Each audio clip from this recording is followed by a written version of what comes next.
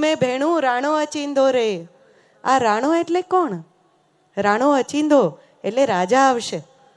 કચ્છમાં તો મહેમાનને પણ રાજા જ ગણવામાં આવે, એવી અતિથિ સત્કારની ભાવના છે. મહેમાન આવે તો જાણે ઘરમાં રાજા આવ્યા ન જુઓ એમ.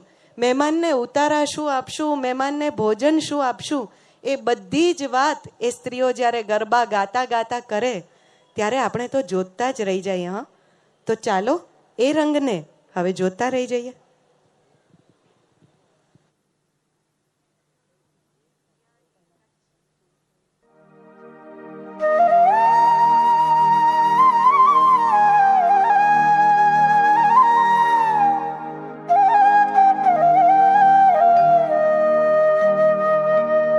राणो अचिंधो राज में भेणु, राणो अचिंधो रे.